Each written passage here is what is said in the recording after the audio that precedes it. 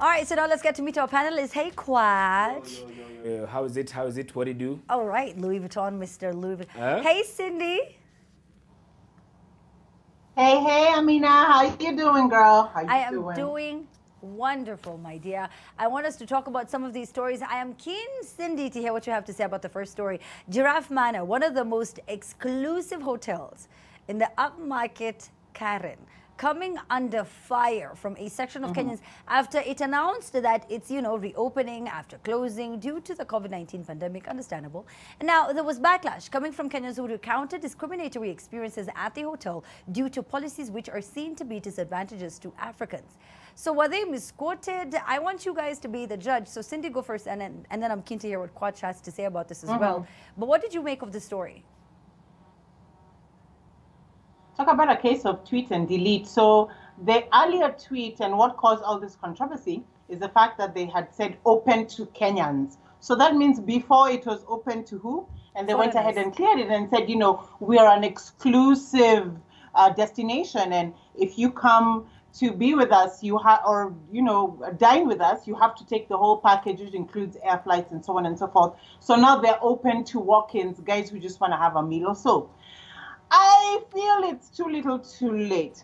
Personally, I have inboxed them to ask when I was getting married, we were looking for a venue for reception because it was very intimate, we wanted 50 people. Till today, Giraffe Manor, please check your inbox. Cindy Ogana is waiting for a response.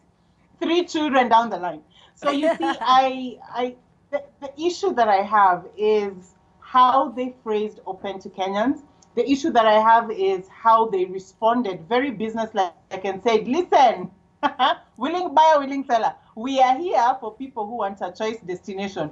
For you guys who want a place to order chips and quarter chicken, you can go around the corner.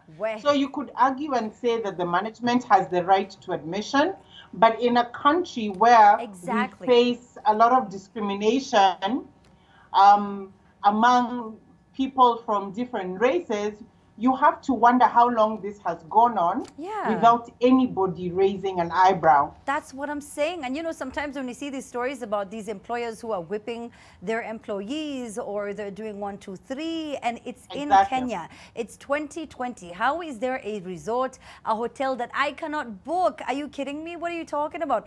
If I have the money, if I can pay, I understand maybe some of them are very pricey. You are trying to control the the caliber of people who will be at your residence, and that's okay. I understand that. But however, we are in Kenya. You cannot tell me as a Kenyan I cannot come to this hotel and it's 2020. Kwach. I mean, I think the only way we have been discriminated is we have been discriminated by price, not by color.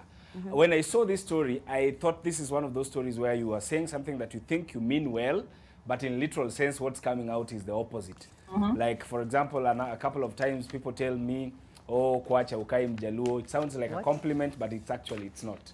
Sawa sawa. So, is that something you just wanted to get out there, Kwach? I just wanted people to know. Wanted it to be out there. But anyway, this is a case of the only way, as I said in the beginning, I hear if you're a Kenyan and you can afford it, their prices, the way Cindy said at the beginning, that they are exclusive. If you can afford it, I don't think they can't allow you in. What they are saying is only that they want you to have the whole package that includes checking in with the flights and the hotels.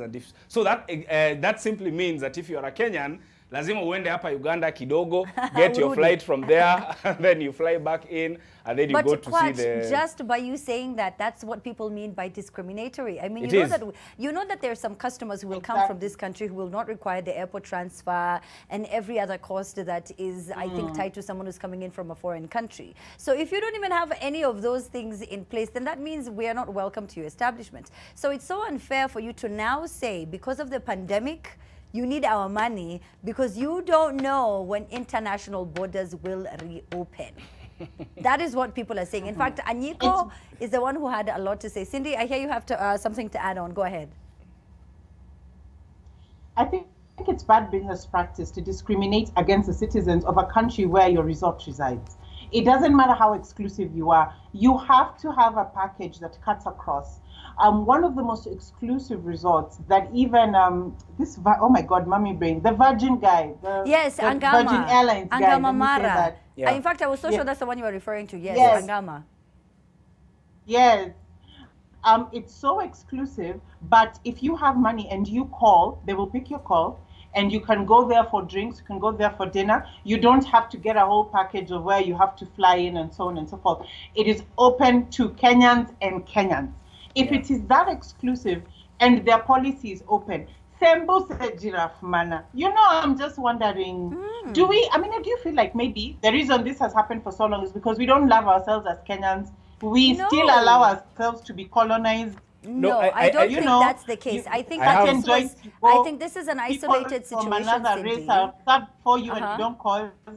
No, this is just one of those things where You feel? I think we didn't know, this is where social media comes into play. And if you see the impact that, George Floyd's death has had, is that, that increasing sort of like anger that has just been penting, and, people are really, really upset. And then, of course, staying at home and being cooped up had definitely a factor and a role to play in all of that. But then also, social media is just, it's done so much. Yes. So when Anyiko posted that, that Instagram post, she didn't know she was going to get thousands of people are going to come in and talk about it. She thought, maybe 10 people have experienced this. So to see more than 1,000 comments of people complaining, that means collectively this is It's a something that problem. we've all experienced. We just didn't know Yep. that there was power in numbers and that we were so many. Kwach, Yes, go and ahead. Amina, also, this is something people don't realize. Preferential treatment is a thing.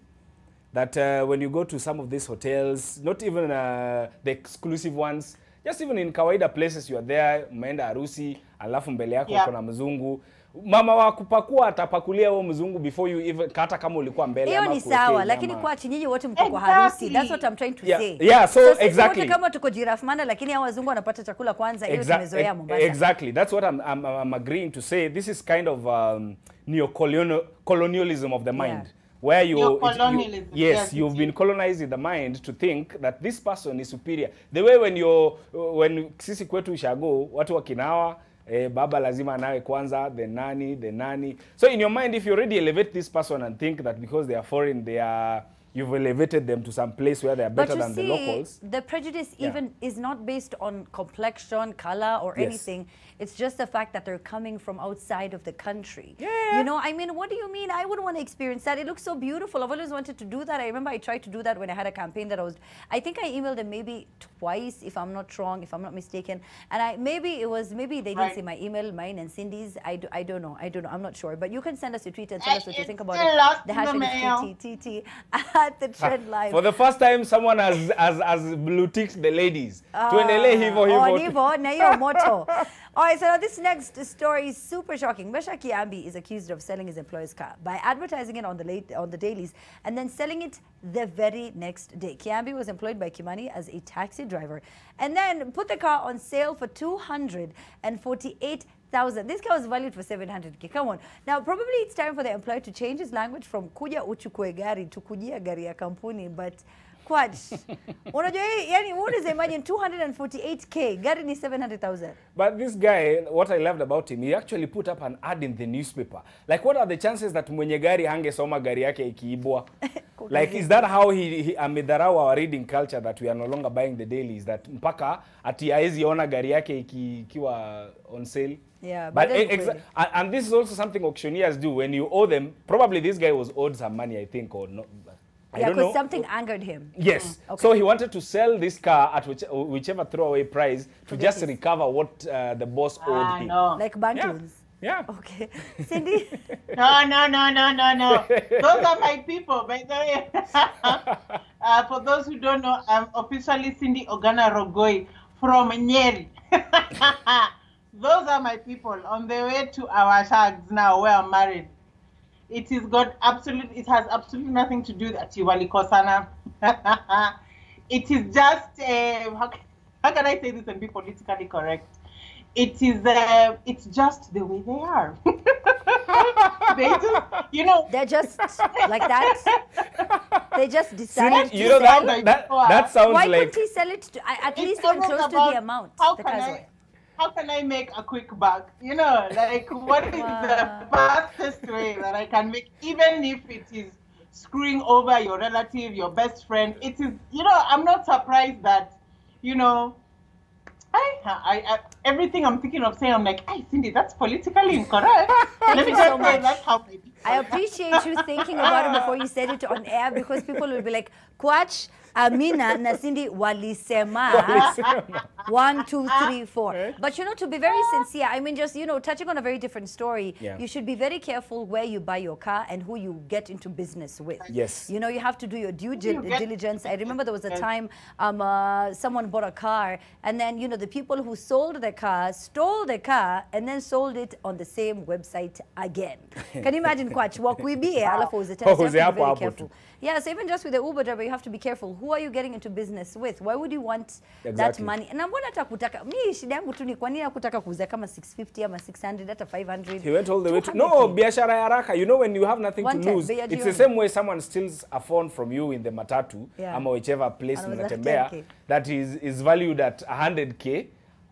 First of all, I don't know why you have to hold 100K ndani ya matatu, but mtu akuibie hiyo simu, then they go sell it at 5,000. Yeah, that's Yeah. true. It's the Yeah. same insult. It's You're the same absolutely exact thing, right. yeah. All right, so now we have yet another story. I have to talk. This is so interesting. A 60-year-old man who was on Wednesday robbed at gunpoint by 3 individuals who had offered lift from Mohoho Stage to Kennel in Murang'a County. Mr. Bernard Ngige Mputhia was tricked into boarding the car after the driver assured him that he would drop him at Kennel. You have to be careful, you guys. Anyway, now while they were on transit, the other occupants pulled out an AK-47 assault rifle, tied the old man's hand with a rope before blindfolding him, and then they later took his ATM, forced him to reveal the pin which he gave them, and then that's the real meaning, I think, ya kuiba ujinga kwa sababu wao walibeba wakamuibia. And I felt so bad for him. Kwach, a quick comment before Yeah. we take the break. I think thieves, the way I said last week, let's start having some decorum. Tafadhali. Please usibie mtu amesha retire. There is no way he's going to make more money. Hiyo pesa unamuibia ni pesa ya laana forever. tu. Yeah. Mzee. Of course you shouldn't steal from anyone. You shouldn't steal from anyone, but at least don't steal from someone who's above 55. Kuwa na utu kidogo Yes, tu. leave it to the government. Yeah. Oh! And on I'm that sorry. note, let us take a break.